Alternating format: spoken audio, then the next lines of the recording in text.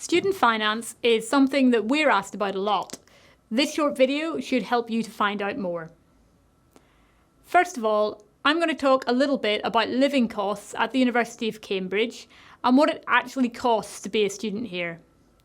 I'm then going to tell you a little bit about the scholarships on the Cambridge Foundation year, and finally, student finance arrangements for further study.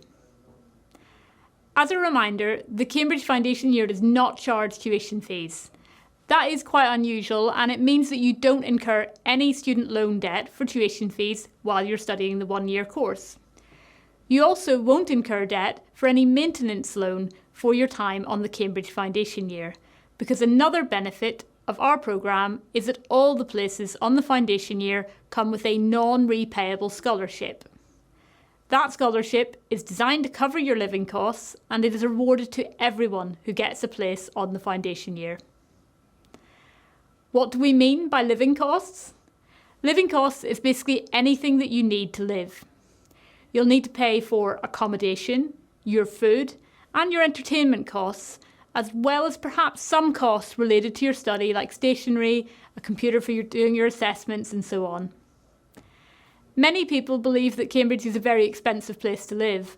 However, being a student here is actually more competitive in terms of prices than people might expect. Whenever you're at Cambridge, you're linked with a college that provides accommodation. The contract within a college can be linked to the length of the term of study, which means that you're not paying for the room when you're not using it, and that can often help you to keep your costs down. If you do need the accommodation for longer, of course, that can be provided. There'll be a wide range of different types of rooms available in each college. At the upper scale, you might be looking at an ensuite bedroom, and that might be more expensive than a smaller room with some shared bathroom facilities that would be more competitively priced. We estimate that your monthly rent would be around £800 a month, but that does depend on the room type and also the college that you're in. That sounds high, but that cost does include a good stable internet connection, heating and electric, and even typically some cleaning services too for any communal kitchen spaces. So actually, £800 a month is quite competitive. The other thing that you have to think about is what you eat. Your college rent also includes access to basic self-catering facilities, and it also will have options for cafeteria and dining hall food.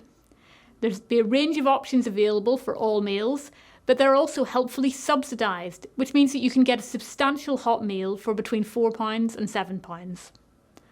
A formal hall is another option. It's a much more fancy dining experience, but again, they're competitively priced with around £10 or £15 for a 3-course meal, sometimes with drinks. When it comes to the costs of actually studying at Cambridge, you'll find that the Cambridge libraries have nearly all the books that you could possibly need for your studies. They're so well stocked that it's unlikely that you'll have to buy many resources at all for your studies.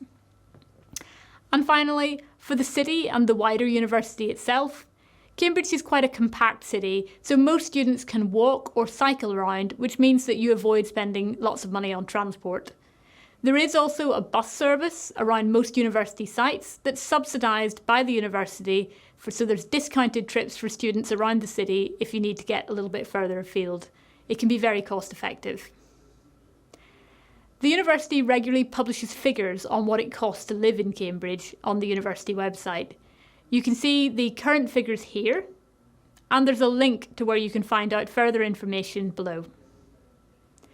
The exact amount you will personally spend will depend on your lifestyle. If you have expensive tastes, you could expect it would cost a lot more, but it's also probably possible to live for a little bit less than this as well if you're frugal.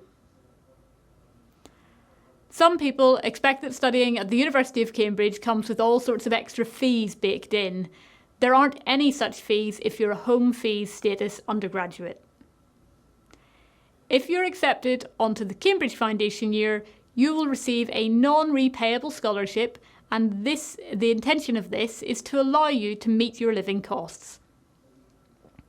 There are 4 different levels, and these vary depending on your circumstances, and we would assign which of these you would receive after we give you an offer. The exact figures are on the screen now, and the levels of funding reflect the different circumstances, such as those who have received free school meals in the past, or those who are classed as independent students. You can find out more about what an independent student is at the link below. The exact values for each year will be adjusted in line with inflation, but they always reflect more than the maximum you'd receive from government student finance, and they also include a Cambridge-specific bursary level that's available to all home fees students from lower income homes. If you're eligible, you might also get Disabled Students Allowance, which can help support paying for any additional needs you might have, such as assistive technology or mobility. Also, while you're a registered student, if you encounter unforeseen financial difficulties, Cambridge has some generous hardship support in place, so should you need to avail of that extra funding, it's there if you need it. After the foundation year, you avail of student finance systems along with all other students. That means that you get a loan that covers your tuition fees and your student maintenance. That level is determined by your household income. You'll be responsible for applying for that for future study, and if you've studied at university before the foundation year, you should find out now what your overall eligibility would be in the future, as that funding does take into account all prior higher education study, regardless of whether you completed it. So if you have compelling personal reasons for leaving your study, it's worth checking that out early. If you stay at Cambridge after the foundation year, you can also get a non-repayable top-up under what we call the Cambridge Bursary Scheme.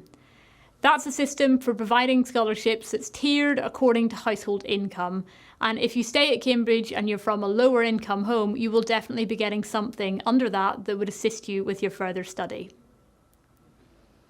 I hope this video has helped to demystify a little bit about what studying at Cambridge costs and the financial arrangements for the foundation year. We think that it's a really generous package that allows our students to make the most of their time in Cambridge and takes away some of the financial worry for that 1 year. If you'd like to find out more, you can visit our website, and if you have any questions, you can drop us an email.